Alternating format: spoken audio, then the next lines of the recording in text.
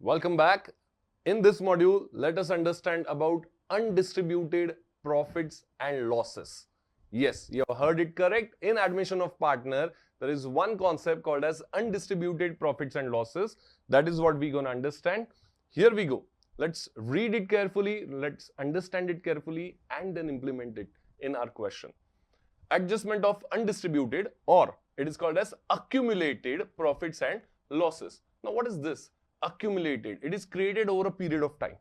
Side में हम profits रखते जाते हैं, कुछ रिजर्व्स बनाते हैं या कोई अमाउंट्स रह जाता है साइड में एवरी ईयर आफ्टर ईयर, तो उसको बोला जाता है accumulated.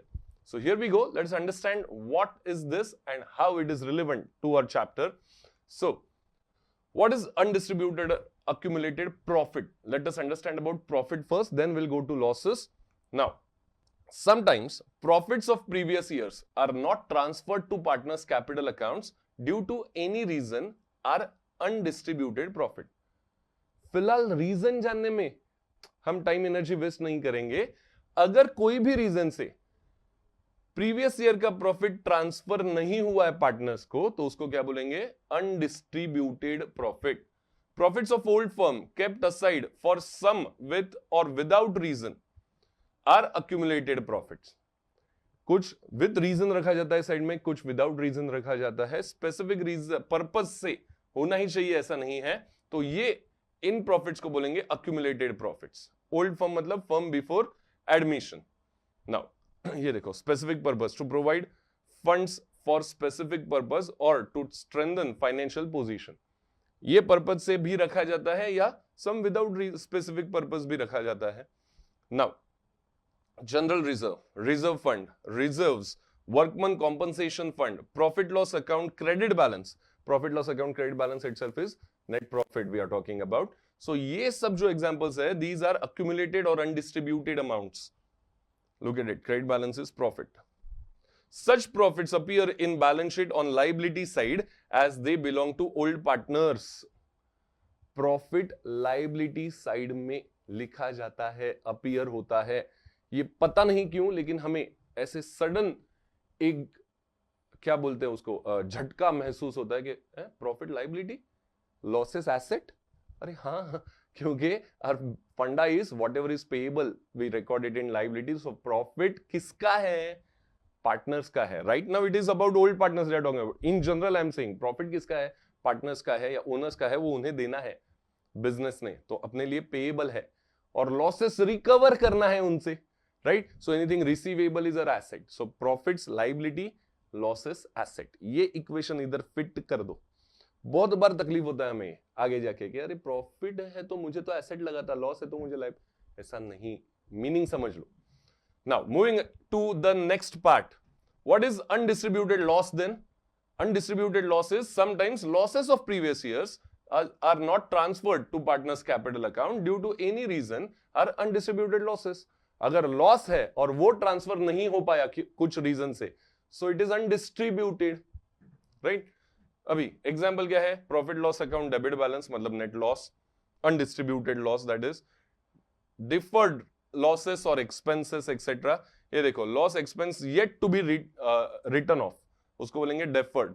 Heavy loss due to fire 50,000 decided by partners to write off over 5 years. Unwritten off appears on asset side. 5 साल में ये 50,000 राइट ऑफ करना है, मतलब एवरी ईयर 10,000 राइट ऑफ करना है. तो फर्स्ट ईयर में 10,000 राइट ऑफ किया, 40,000 एसेट पे लिखा. फिर 10,000 राइट ऑफ किया, 30,000 एसेट पे लिखा. फिर 10,000 राइट ऑफ किया, 20,000 एसेट में लिखा, एंड सो ऑन. सो ये एसेट साइड पे कौन सा अमाउंट आ रहा है? Which is unwritten of till now. ठीक है. Now moving forward, such losses appears in balance sheet on asset side as they are recoverable from old partners, that is receivable by firm. So first of all, undistributed accumulated profits, we record it on liability side because we have to give it to partners, old partners, and accumulated or undistributed losses we record on asset side because they are recoverable from partners. Here we go. Examples देखते हैं. ये हो गया old balance sheet. Old balance sheet में liability side पे will see profits, asset side पे will see losses. General reserve, workman compensation fund, profit loss account credit balance, ये सब प्रॉफिट्स के example, profit loss account debit balance, ये asset का example. What is to be done about this? ये तो हमने समझ लिया कि अक्यूमुलेटेड प्रॉफिट्स या लॉसेस क्या है, कहां पे लिखा जाता है। What is to be done about it? ये सब आपको ओल्ड बैलेंस शीट में दिया रहेगा, मतलब हर बार नहीं, लेकिन व्हेनेवर इट कम्स। इफेक्ट क्या देना है, एडजस्टमेंट क्या करना है? On admission of new partner, balances of undistributed accumulated profits and losses are transferred to old partner's capital accounts. Distributed, transferred मतलब क्या? Distributed in old profit sharing ratio, if nothing is specified. अगर ये आपको दिखता है old balance sheet में इनमें से कुछ भी, and if nothing is mentioned about it, के क्या करना है, तो स्ट्रेट अवे वो अमाउंट्स उठा के हमें कैपिटल में डिस्ट्रीब्यूट करना है इन ओपीएसआर। नाउ अभी इसका रीजन क्या है, क्यों ये करना है? देखो, new partner neither get share of profit nor in losses of old firms. देखो हमने क्या बोला कि ये जो प्रॉफिट्स या लॉसेस है अक्यूमुलेटेड या अनडिस्ट्रीब्यूटेड, वो कब के हैं? प्रीवियस ईयर से हुए हैं, वो डिस्ट्रीब्यूट नहीं हो पाए हैं। तो प्रीवियस ईयर में न्यू पार्टनर था क्या? नहीं, मतलब ये किनके हैं? ओल्ड पार्टनर्स के। सो नया पार्टनर आने से पहले ये सब क्लियर कर लो, ओल्ड पार्टनर्स को डिस्ट्रीब्यूट कर दो in their old ratio. That is the logic behind it. Now, let's see journal entries for transfer. Journal entry देख लेते हैं ट्रांसफर करने का क्या आएगा। ट्रांसफर ऑफ अनडिस्ट्रीब्यूटेड और accumulated profits and losses to old partners capital account. अभी अगर हम प्रॉफिट या लॉस ट्रांसफर करना है, profit on credit side and losses on debit side transfer करना है। स्ट्रेट अवे आपको बता दिया कि प्रॉफिट रहेगा मतलब ही लाइबिलिटी साइड का अमाउंट रहेगा, we will record it on credit side of capital account, and if there are losses मतलब एसेट साइड का अमाउंट रहेगा तो we would record it on debit side of capital account. Accumulated profit account debit to old partners capital account in OPSR and transfer of undistributed loss, ये profit का entry आ गया, profit का, ठीक है। Accumulated profit to old partners capital account and transfer of accumulated profit और accumulated और undistributed loss, इसका एंट्री उल्टा आएगा। Old partners capital account debit to accumulated losses account, in which ratio? In OPSR, old profit sharing ratio. वापस एक बार logic समझ लो जिनको बहुत ही अच्छे से डेबिट क्रेडिट समझना है। If we are transferring profit, guys, if we are transferring profit, profit का ओरिजिनल बैलेंस क्या रहता है? क्रेडिट और इनकम गेन बोलते हैं हम, सो क्रेडिट बैलेंस रहता है। अभी वो क्रेडिट बैलेंस को ट्रांसफर करना है कहीं पे, तो क्या अपोजिट इफेक्ट देना पड़ेगा ना, मतलब प्रॉफिट को डेबिट करना पड़ेगा। Profit has credit balance, but if we are transferring it, it should be debited. ठीक है। कैपिटल अकाउंट क्रेडिट करेंगे, क्यों? क्योंकि पार्टनर्स को प्रॉफिट मिला, तो कैपिटल बढ़ेगा कि कम होगा? Capital will increase, and that is the reason capital और current account if there is, it should be credited. Capital बढ़ता है तो क्रेडिट होता है। सिमिलरली लॉस है ना, लॉस का original balance is what? Debit. Debit all expenses losses, right? So loss original balance is debit. If we are transferring it somewhere, so we have to give opposite effect, so loss account will be credited.